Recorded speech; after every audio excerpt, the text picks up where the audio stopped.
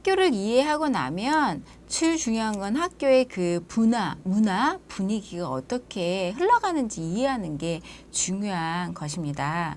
학교 사회복지사가 눈치 없이 학교의 분위기도 모르고 파악 안 되고 학교가 어떻게 운영이 되고 있는지 모른다면 그 속에서 사실 소위 말하는 살아남기가 어렵죠.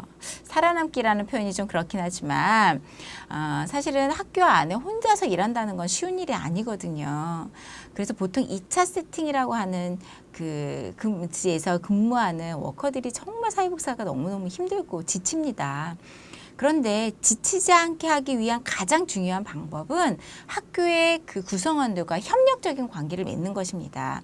즉, 우리가 오늘 이렇게 수업을 계속 듣는 것, 학교를 이해하고 학교의 분위기와 학교의 조직을 알아가는 과정은 학교 사회복지사가 그들과 함께 협력적인 관계로 일을 하기 위함입니다.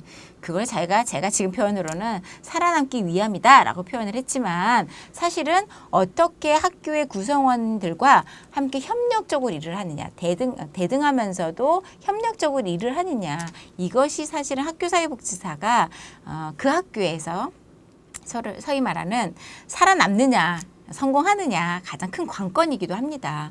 그래서 이번 시간에 우리가 배우려고 하는 학교의 문화와 분위기를 이해하는 거는 여러분들이 누누이 제가 말씀드리지만 지금 현재 뭐 고등학교를 다니는 학생들이 없기 때문에 잘 이해가 안 되고 감이 떨어질 수 있기 때문에 여러분들이 다녔던 초등학교, 중학교, 고등학교를 생각하시면서 수업에 임하시면 도움이 되겠습니다.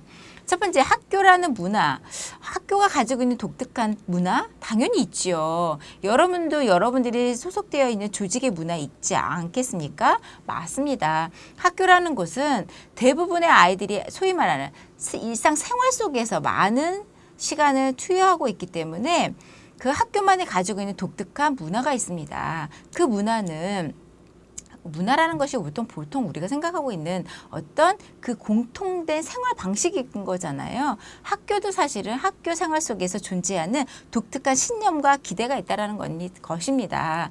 즉, 학교 안에 교사와 학생들이 만들어내는 그들만이 가지고 있는 소위 말하는 상호작용의 방식과 또 그들만이 가지고 있는 공통된 규범과 신념이 있고 그들이 만들어낸 새로운 문화 창조가 있다는 것이죠. 그렇다면 그 문화와 그런 생활 방식과 그런 것들이 소위 어떻게 소위 상호작용을 통해서 역동이 일어나느냐. 그래서 그 문화들이 아이들에게는 또 교사들에게는 행정가들에게는 어떻게 영향을 미치고 그 영향 미친 것이 학교라는 큰 울타리 안에서 어떻게 역동을 만들어내느냐, 이거를 볼 수 있는 눈이 있어야 된다는 겁니다. 그러면 학교라는 문화는 다시 한번 정리해 보면 학교 내에서 학생들이 서로 상호작용하는 방식이다. 그 방식이 어떻게 이루어지고 있는지 유심히 봐야 된다는 것이죠. 두 번째, 그와 동시에 학생과 교사와 행정가 또 기타 다른 직원들에 의해서 공유되고 있는 규범, 공유되고 있는 신념, 이런 것들이라는 것이죠.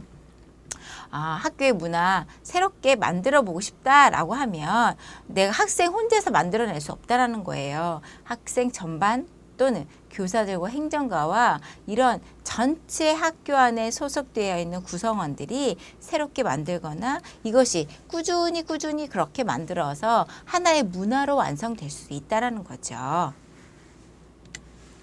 그렇다면 학교의 분위기는 무엇이냐? 학교의 분위기는 심장과도 같고 정신과도 같다라는 것입니다. 즉, 학교의 아이들과 교사와 행정가, 기타 직원들로 하여금 학교를 조금 더 사랑하게 하고 아무래도 매일매일 학교를 가야 되는데 여러분들도 직장 다닐 때 직장이 분위기가 좋으면 즐겁게 다니겠지만 직장의 분위기가 정말 암울하고 막 경쟁해야 되고 뭔가 실적 위주에 자꾸 나한테 쪼아대고 막 이러면 학교가 뭐 회사 다니기 좋겠습니까? 마찬가지입니다. 아이들도 학교를 사랑하고 아이들이 학교를 즐겁게 다니기 위해서는 그 학교만의 독특한 분위기가 있는데 그 분위기가 좋아야 된다는 겁니다. 즐거워야 된다는 겁니다. 단지 학교는 공부만